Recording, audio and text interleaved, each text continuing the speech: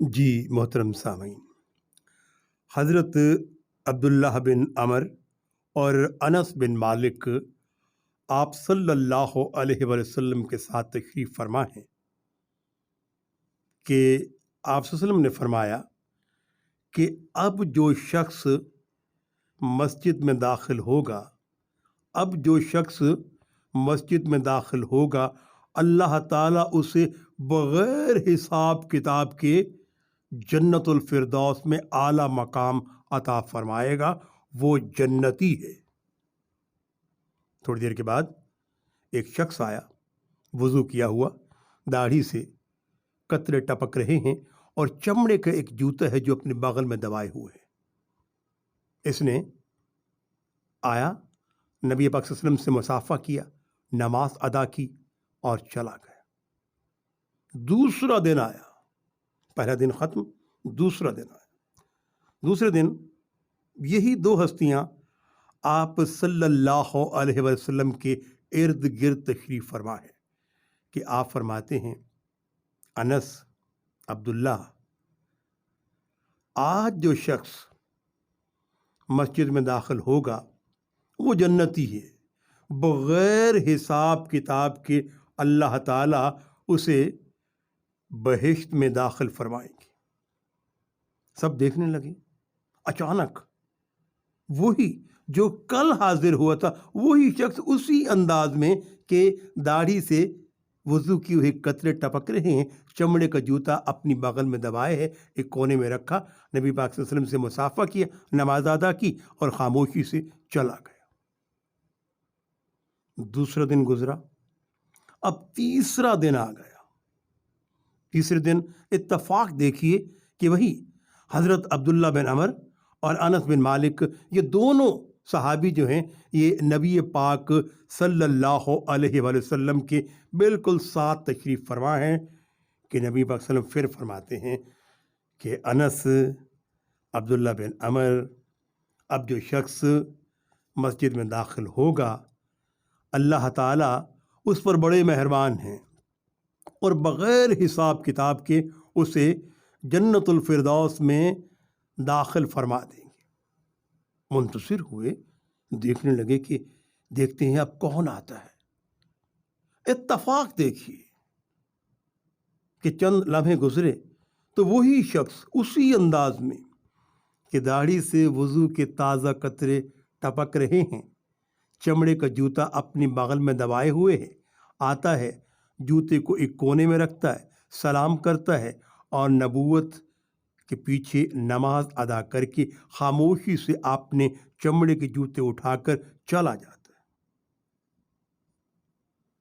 हज़रत अब्दुल्ला बिन अमर और अनस बिन मालिक कहते हैं, एक तजस्सुस पैदा होता है कि जिसके बारे में नबी पाक सल्लल्लाहु अलैहि वसल्लम ने एक मर्तबा फरमाया जन्नती यही, फिर फरमाया जन्नती ये कौन, यही, फिर फरमाया बग़ैर हिसाब किताब के जन्नत में जाएगा, हमने देखा कि कौन आता है, फिर वही शख्स। तो एक तजस्सुस पैदा हुआ कि ज़रा देखें तो सही कि इसकी ज़िंदगी के मामूलात क्या हैं, ये क्या करता है। तो अब एक सहाबी जो हैं उठे हैं और उस से कहते हैं कि क्या चंद दिनों के लिए तू हमें अपना मेहमान ठहरा सकता है। कहा क्यों नहीं, जो होगा मैं आपको पेश करूंगा। साथ चले गए। क्या देखते हैं कि जैसे इशा हुई इसने नमाज इशा अदा की और अपने बिस्तर पे सो गया। हम फिर तहज्जुद के वक्त उठे और हमने नमाज तहज्जुद अदा की, ये सोया रहा।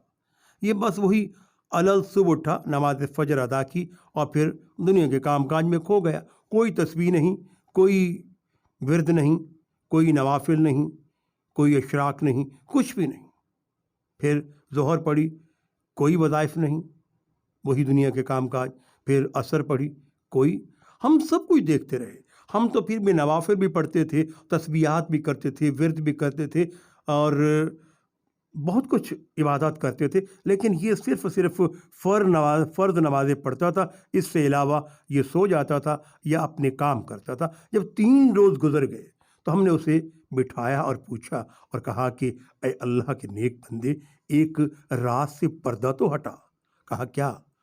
کہا نبی پاک صلی اللہ علیہ وسلم نے فرمایا ہے، ایک مرتبہ نہیں 3 مرتبہ، کہ اب جو مسجد کے دروازے سے اندر داخل ہوگا وہ جنتی ہوگا اور بغیر حساب کتاب کے بہشت میں جائے گا۔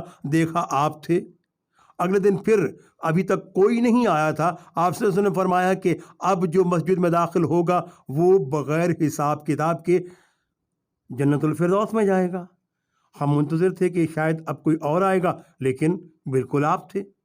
تیسری مرتبہ جب آپ نے کہا کہ اب جو مسجد میں داخل ہوگا وہ بغیر حساب کتاب کے بہشت بری میں جائے گا اور اللہ تعالیٰ اسے بلند مقام عطا فرمائیں گے۔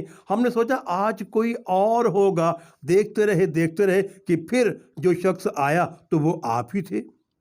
ایک بات تو بتا، وہ کون سا عمل ہے جو تو کرتا ہے اور ہم نہیں کرتے؟ تو عام ہے، جس طرح ایک نمازیں ہوتی تو نمازیں پڑھتا ہے اور باقی اپنے اپنے سو جاتا ہے یا دنیا کے کام کرتا ہے۔ ہم نوافل بھی ادا کرتے ہیں، تسبیحات بھی کرتے ہیں، ورد بھی کرتے ہیں اور کافی دیر تک سجدے میں اپنے رب سے مراقبہ بھی کرتے ہیں، جبکہ تو ایسا کچھ نہیں کرتا۔ کہا تم میرے اس عمل تک پہنچ ہی نہیں سکتے، تم میرے اس عمل تک پہنچ ہی نہیں سکتے۔